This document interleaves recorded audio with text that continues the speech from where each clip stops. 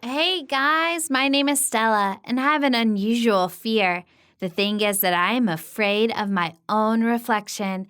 Living with such a phobia is really horrible. When I was 4 years old, my friends and I were playing in the sandbox, and suddenly an angry, strange dog came close to us. The adults rushed to us too late, and the dog managed to bite me really hard. Fortunately, the dog was not infected with rabies, but there appeared another problem which was not less terrible. During the attack, the dog scratched my face and my body so much that I even had to be operated on.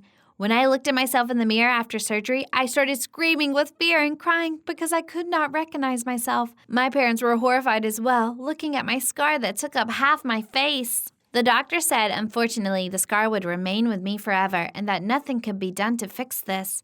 He also added that I got off easy because the medical team barely managed to save me. After that, my life changed. Friends stopped playing with me and did not even come near me. The acquaintances of all my family looked at me with sympathy and sometimes even expressed their dislike. From early childhood, I understood that I was different from other people. Things were getting worse and worse with age. When I went to elementary school, my classmates either ignored me or gave me unpleasant nicknames.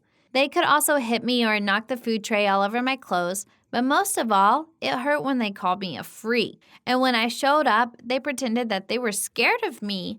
And despite the fact that I got used to the stupid antics of my classmates, I could not accept the reaction of unfamiliar kids.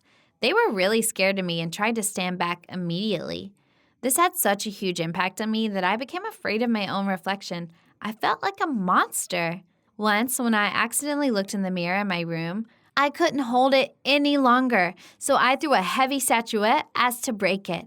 I was gripped by such panic that I could not calm down until my mother came into the room. She looked at the shards and asked what was going on. I replied that I could no longer see myself in the mirror because my appearance scared me. My parents immediately took me to the psychologist, and he explained that I had a mental trauma that required a comprehensive and long-lasting therapy. Due to the constant bullying, I began to perceive myself differently, seeing only the worst aspects of my own appearance. He advised my parents to have me shift to homeschooling if possible because my classmates could only make my phobia worse. And that's what my parents did. So I've studied at home for several years, but it didn't make me any happier because therapy didn't really work and I was still afraid to look at myself in the mirror. Instead, I started wearing a mask that hid my face completely.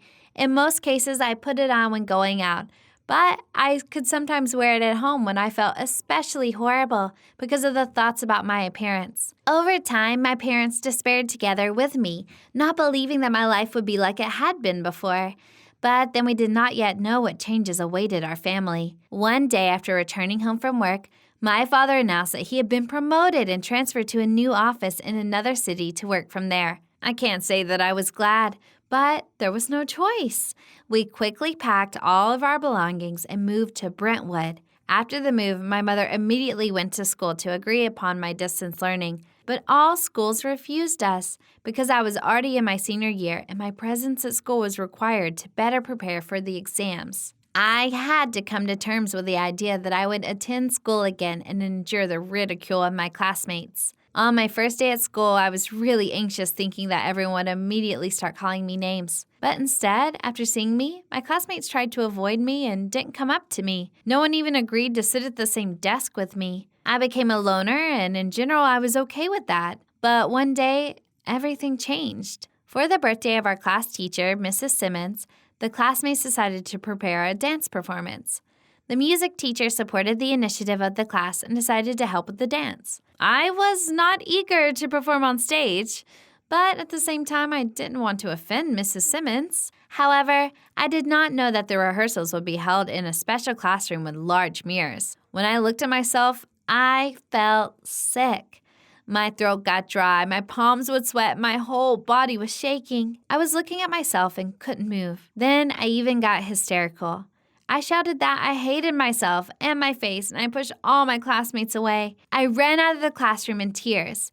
A little later, Mrs. Simmons found me in the ladies' room, and after calling me down, somehow she sent me home. After such embarrassment, I no longer wanted to appear at school, but the next day I went back, and as soon as I entered the classroom, people came up to me to ask me how I felt. I was embarrassed because of such an amount of attention towards myself, but I was pleased because of the fact that they cared about me instead of laughing, so I gradually began to get closer to my classmates. Most of all, I was communicating with a girl named Dina, who even sat down with me at the same desk. As it turned out, we both loved beating and eating ice cream with cheese sauce.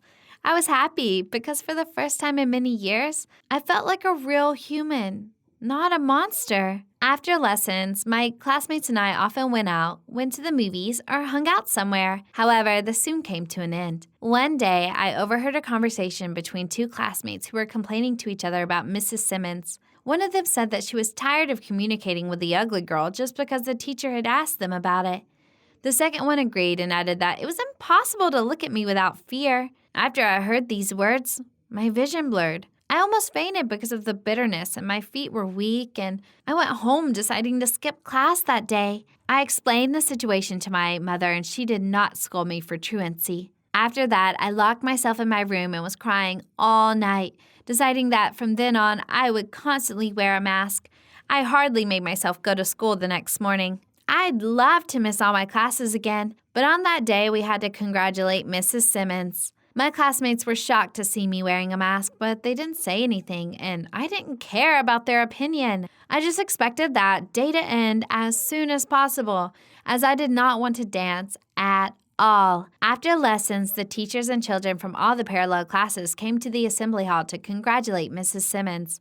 When it was my class's turn, a terrible thing happened. During the dance, one of my classmates tripped me and I fell down. The mask immediately flew off my face, after which loud laughing was heard in the hall. I covered my face with my hands and quickly ran away. After this incident, I sat in the room all weekend. All the time, I was thinking that my bullying had resumed, and I again became the main laughingstock at school. In addition, Dina annoyed me by constantly sending me some messages that I didn't even read. I had no doubt that she sent me some offensive words. But after several days of my silence, Dina came to my house because she was really worried about me. She believed that the girl did a horrible thing during the dance, and also said that for that trick, community service at school awaited her. This did not make me happy, as no one would stop bullying me because of this. However, Dina immediately cheered me up. She said that she would not leave me alone and that she was communicating with me not because of Mrs. Simmons' request, but because she considered me a great friend. Her words made me smile, even believe that my scar was not an obstacle to true friendship. Several months have passed since Dina protected me from bullies at school and tried to wean me off a mask. And this step really helped me to accept and love myself. Thanks to Dina and her assistance, I got hope that I could live like an ordinary person. Have you ever been bullied at school because of your appearance? Give your answers in the comments.